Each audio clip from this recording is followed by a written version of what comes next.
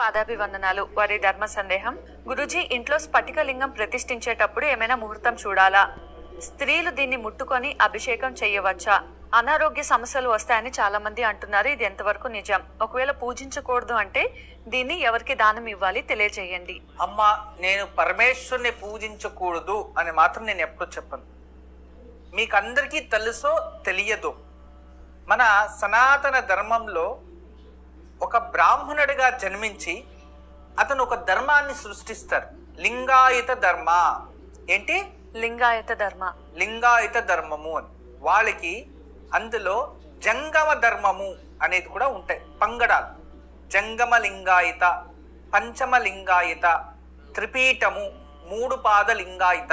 అంటే ఇలా 3 పట్లు రాసుకునేవాళ్ళు, ఇలా 5 రాసుకునేవాళ్ళు, తర్వాత జంగమ లింగాయత, ఇవన్నీ ఉన్నాయి. వీళ్ళందరూ కూడా పుష్పవతి అవ్వగానే ఒక లింగాన్ని ధారిస్తారు. ఆడవాళ్ళకు కూడా ఋతుస్రావం ఉన్నప్పుడు కూడా ఒక లింగం ఉంటుంది. లక్కలో తయారు చేసిన లింగం ఉంటుంది. తర్వాత దానికి పూజించే విధానం ఇలా చేతిలో పెట్టుకొని చక్కగా పూజిస్తారు. చాలా విశేషమైన యోగం అది.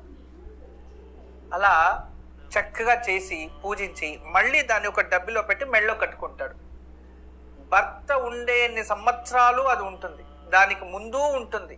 ఇవన్నీ ఉదయం లేవగానే ఫస్ట్ స్నానం చేసిన వెంటనే లింగ పూజ చేసిన తర్వాత వాళ్ళు ఏమైనా వేరే ఇంకేం చేయరు.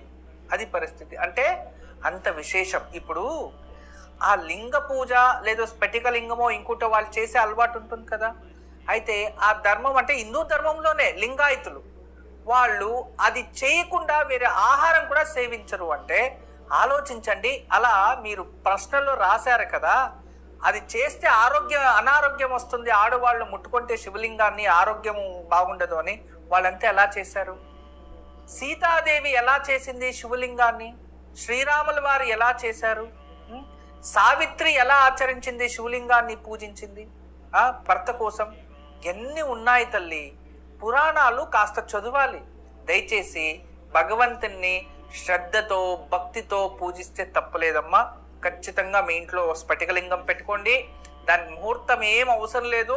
అంటే మీరు దీన్ని అర్థం చేసుకోవాలి. దీంట్లో ఒకే ఒక సీక్రెట్: స్థిర ప్రతిష్టకి ముహూర్తం కావాలి, కానీ చర ప్రతిష్టలకి ముహూర్తం అవసరం లేదు. రోజు తీస్తుంటాం, కడుగుతూ ఉంటాం కాబట్టి. తర్వాత శివలింగం పైన మనం నీళ్లు పోసి అభిషేకం చేయడం వల్ల ఆ శివలింగం నుంచి రిలీజ్ అయ్యే లహరియలు, ఒక కెనెటిక్ ఎనర్జీ అనేది రిలీజ్ అవుతుంది. అది మన శరీరం పైన ప్రభావం చూపించి మూలాధార చక్రం నుంచి సహస్రార చక్రం వరకు జాగృత వ్యవస్థకు వస్తాయి చక్రాలు. ఆధ్యాత్మిక లహరీలు పెరుగుతుంది. అందుకే ఆ చక్రాలు ఎప్పుడైతే జాగృత వ్యవస్థకు వస్తుందో మనం ఆటోమేటిక్గా తెలియకుండా ప్రకృతికి కన్వర్ట్ అవుతాము. ప్రకృతి కన్వర్ట్ అయినా ప్రకృతి మనకి ఎప్పుడు ఏం కావాలో